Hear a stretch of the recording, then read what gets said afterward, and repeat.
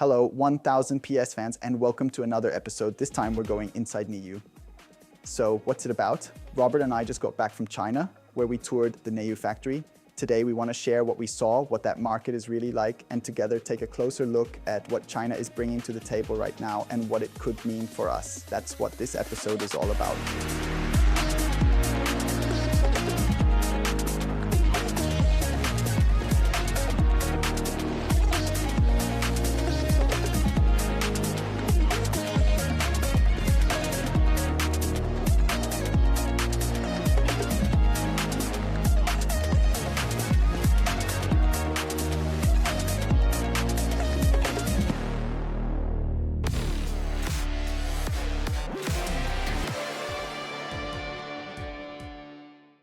Most of you know me already. I'm Philipp from 1000 PS. Robert, why don't you quickly introduce yourself? Sure, thanks for having me. I am NIU's country manager for Germany, responsible for Germany, Austria and Switzerland. It's great to be here. So here's why we're sitting here together. A few weeks ago, Robert called me and said, Philipp, we've got the chance to visit NIU and tour the factory. I didn't hesitate. I was in. I'd never been to China before, and I was genuinely curious. Over the years, I've been lucky enough to visit factories all over the world, so when the chance came to see one in China, there was no way I was turning it down. And I have to say, what they're doing there and the way they're doing it is seriously impressive. Robert had already given me a rough idea of what to expect, but once I got there, it was still completely different from what I'd imagined. To keep it short, one word sums it up: huge. Actually, huge doesn't even cover it. One thing Robert kept telling me before the trip really stuck with me. He always said, China knows how to do scale. At first, I struggled to picture what he meant. I'd already been to India and Thailand and seen some impressive operations there, but now I finally get it. China really does scale like nowhere else. So today we want to show you what that actually means in practice, or rather, we'll tell you together. We'll also give you some behind-the-scenes insights because things work quite differently over there than they do here. If you had to explain NIU to someone who's never heard of the company, how would you describe it? And what's the biggest misconception motorcycle riders might have about NIU? First of all, I'd say one major misconception right now is that we're just a Chinese manufacturer looking for quick business out of a shipping container. You know, the classic hit-and-run approach: sell stuff online and after sales doesn't matter. But NIU is serious about this. In the past, of course, the brand worked through an importer structure. But NIU quickly realized that if you really want to be established in a market, it makes sense to do it yourself. And doing it yourself means that in our key European markets, we've now set up our own subsidiaries with dedicated teams focused only on NIU, only on the dealers, and only on building the market.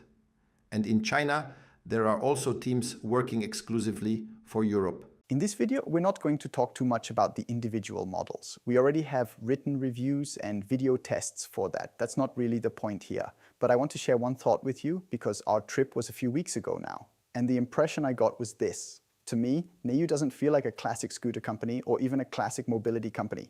It feels more like a tech company that happens to build mobility products, mostly scooters in this case. Is that the wrong way to look at it, or would you agree? I can answer that very clearly. Yes. Of course, we are a mobility company, but the approach, the mindset behind it is different. There is a huge difference between saying we want to build an electric vehicle and simply taking a combustion vehicle and fitting an electric motor to it. We start from a different point. We want to offer state-of-the-art technology, and that also means asking, what do our customers actually want? They want to be connected. They want to stay online. They don't necessarily want to visit a workshop just to update a vehicle. So over-the-air updates and things like that. And around that idea, we built a vehicle. But this shouldn't be misunderstood. We didn't just take a few parts, throw them together and call it done. We paid very close attention to sustainability, quality, and durability. We all know Europe is a quality-driven market. And if you want to succeed in Europe, you have to deliver quality. Okay, Robert, you've already explained a bit where NIU comes from and what the mindset is. Let's briefly talk about your home market, China, because honestly, I think you need to understand that China works differently from Europe. You're a Chinese company successfully operating there and now slowly gaining ground in Europe as well. So give me your take on the Chinese mobility market. My impression was that your founders saw a mobility need in China back in 2014. You had huge distances, smog problems, and so on. And then one possible solution seemed to be affordable electric scooters, avoiding combustion engines, smog, and all that. What is different about the Chinese market compared to Europe, and how did that shape the development of NIU? It is enormous. There are just so many people. And when it comes to electric vehicles, China is much further ahead. People are also far more open to the idea of electric mobility. I think it probably surprised you too that even in a huge city like Shanghai, the air is remarkably clean and traffic noise is incredibly low, extremely competitive. To understand that, you have to know how China is structured. The country has major industrial hubs, and they are grouped not only by location, but also by industry. Changzhou, where our production facility is located, is one of those mobility hubs. Naturally, that's where you'll also find competitors, as well as suppliers. In a country this large, it simply makes sense for suppliers to stay close to the manufacturers for logistics alone. And when you have that kind of concentration of manufacturers, quality automatically goes up. At the same time, if you want to survive in a market, especially one like China, you have to strike the right balance between performance, price, and quality. If you don't, the market won't accept your product. The Chinese market is much less forgiving than the European one.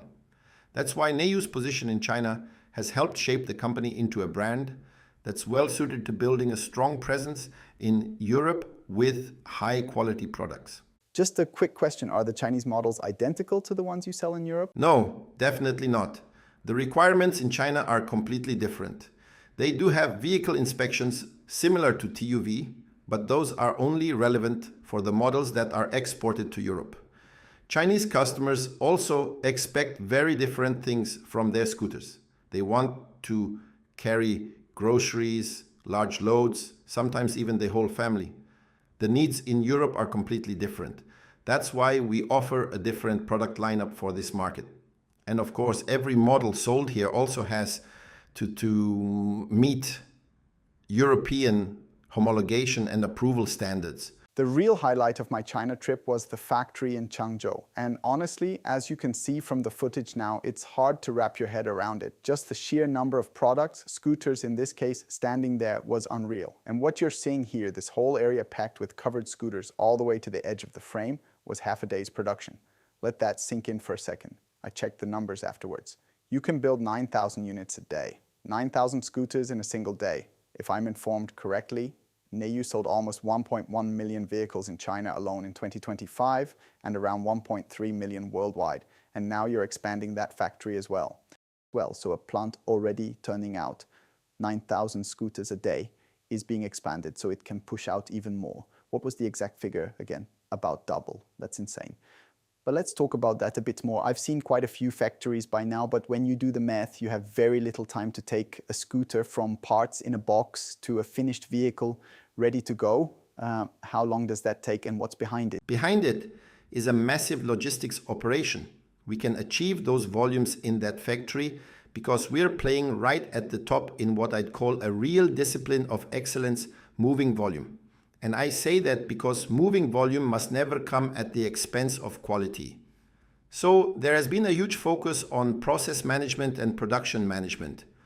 The goal is to produce very quickly, almost in real time, while still keeping quality at a high level. That fascinated me too, especially after talking about all those numbers. We also visited one of your flagship stores in Shanghai. It was a shop about the size of our studio here, maybe slightly bigger. I'd guess around 70 or 80 square meters. You can see the footage now. At first glance, you'd simply call it a scooter shop. But I was pretty stunned on the drive back when we heard how many scooters this small shop sells in a year. You told us it sells about 3,000 units. So roughly 3,000 units from a shop about this size. Off the top of my head, I can't think of a single dealer in the German-speaking region who could move anything close to that number of vehicles from such a small space. And all from just one brand. So what's the story there? Is demand in China simply that strong, so the market just absorbs those volumes? or do you still have to push hard to make that work? It's both, really. Demand is naturally high because of the sheer number of people and because China has made a clear move toward electric mobility and getting more people onto two wheels. But there's another factor. Chinese buying habits are completely different from what we're used to in Europe. Here, people still want to walk into a dealership, touch the bike, sit on it, and take a closer look. In China, many customers simply order online using a reservation system and then collect the vehicle from the dealer. So the dealer has two sales channels. One is the customers who walk into the showroom, but the larger share comes from customers who order online and simply pick up their vehicle at the dealership. The whole purchase has already been completed before they arrive. That reminds me of something interesting your CEO told me. At one of the dinners, I happened to be sitting next to him. In Europe, the system is pretty straightforward. The manufacturer sells bikes to the dealer, usually with payment terms, and then it's up to the dealer to sell them.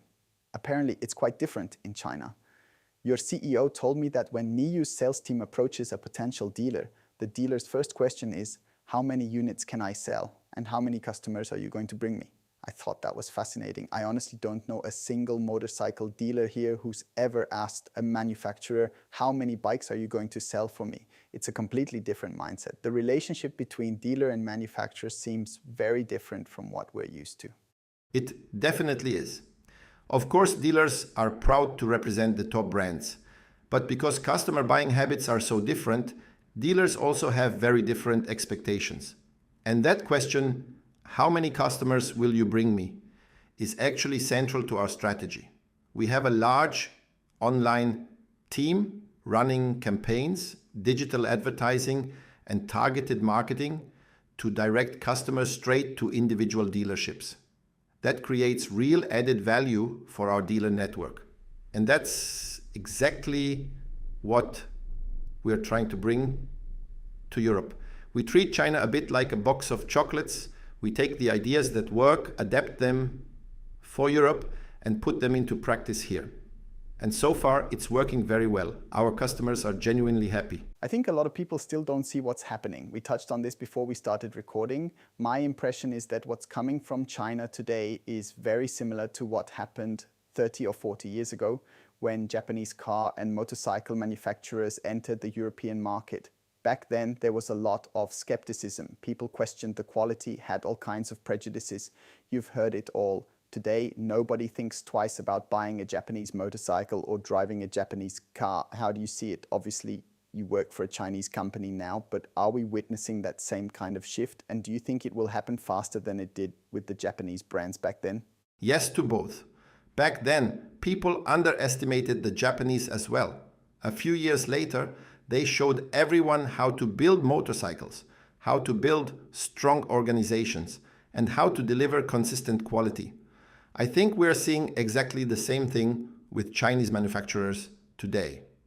For me, this is another turning point for our industry. China is bringing an incredible level of expertise and manufacturing capability, and that's now reaching Europe. Will it happen faster this time? Absolutely. Simply because everything moves faster today. Product development is quicker, logistics are better, communication is instant. Our whole world moves at a different pace. So yes, I'm convinced this transition will happen much faster than it did 30 or 40 years ago. A lot of our audience is still pretty skeptical when it comes to new brands. And I don't just mean NIU, I mean new manufacturers from Asia in general, especially those outside the well-known Japanese brands. What would you say to those skeptics? Do they still have good reason to be cautious, or has the industry already moved beyond that? I think a healthy level of skepticism is completely fair. Every customer should ask questions.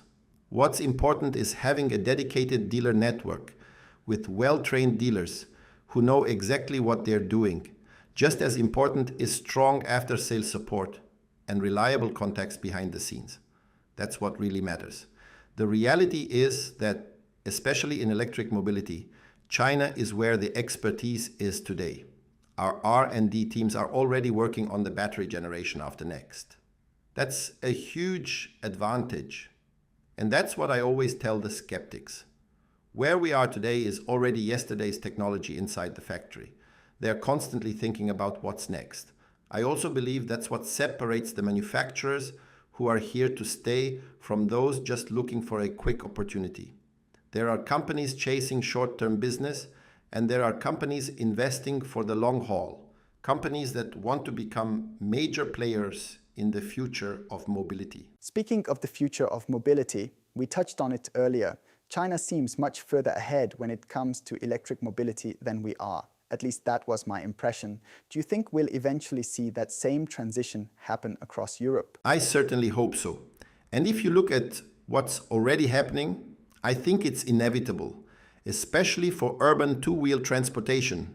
We're seeing more cities introducing restrictions for combustion vehicles. Parking policies are changing. There are tax incentives and other measures that clearly support electric mobility. So yes, I hope that's where we're headed. But more importantly, I genuinely believe it will happen. And that's regardless of the fact that I work for NIU. So you also believe electric two-wheel mobility, which is still very much a niche, especially in Germany and Austria, is about to move into the mainstream? Yes, I do. The biggest concern people always bring up is range. That's the first question every skeptic asks. Right now, we are mainly focused on urban mobility, where range is already less of an issue. But even there, it's still important. With our current battery technology, we're already among the leaders. And with the next battery generation we're developing, we'll be able to increase range significantly. That opens the door to a whole new future. It means we won't just be talking about city mobility anymore. We'll be able to move well beyond urban areas because the technology will finally support those longer distances. That's where I see the biggest opportunity and the direction the future is heading. You really have to say it. China has built up a major know-how advantage in battery technology. Europe simply missed that window a bit.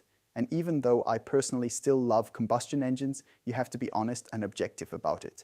We missed a major technology leap, and now we've fallen behind in a way that won't be easy to catch up with quickly. When I look at factories like yours and at the sheer scale you're working with, that matters. Scale is always a powerful lever in business. Not always, of course, but very often. If you're developing batteries for millions of vehicles over the next few years, that's a completely different game compared to a European manufacturer who maybe also builds a scooter and now decides they want to do the same thing, but simply doesn't have anywhere near the capacity to bring it to market. So even there, I already see a major disadvantage coming our way. Or to put it differently, a major competitive advantage for the Chinese market right now. All right, everyone, we've already talked a lot about the Chinese market compared with Europe.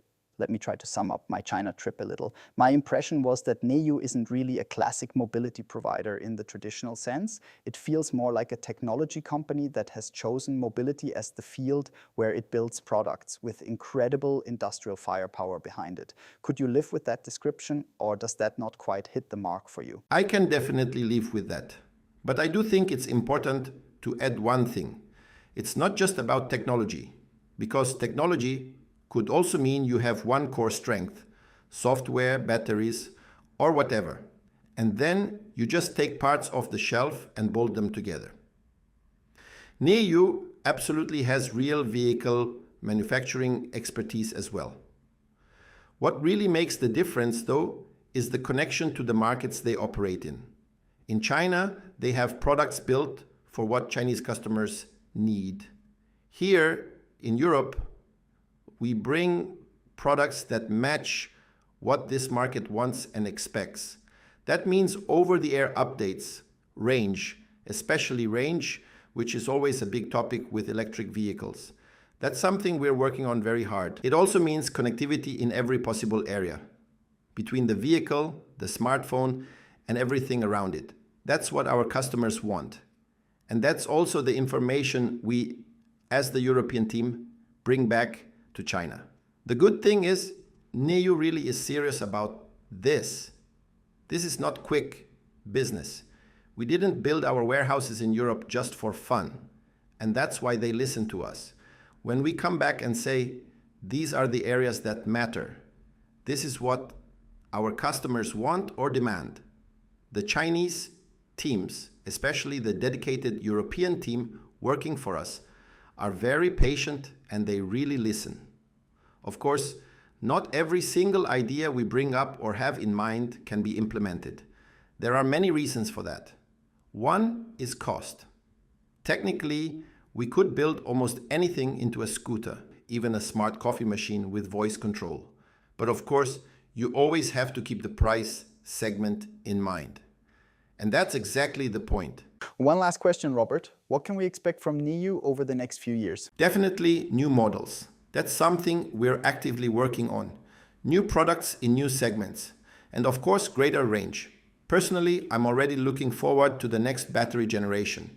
Not even the one after that, the very next one. Because I honestly believe that's going to be a real game changer. Perfect. Well, everyone, I hope this gave you a better picture of what we experienced in China. I think we've covered in quite some detail what works differently there compared to Europe, and maybe even a few things we can learn from the Chinese market. Robert, thanks a lot for joining me today. As always, we'd love to hear what you think, so jump into the comments below. Go easy on us. Thanks so much for watching. Thanks, Robert. Take care, ride safe, and see you next time.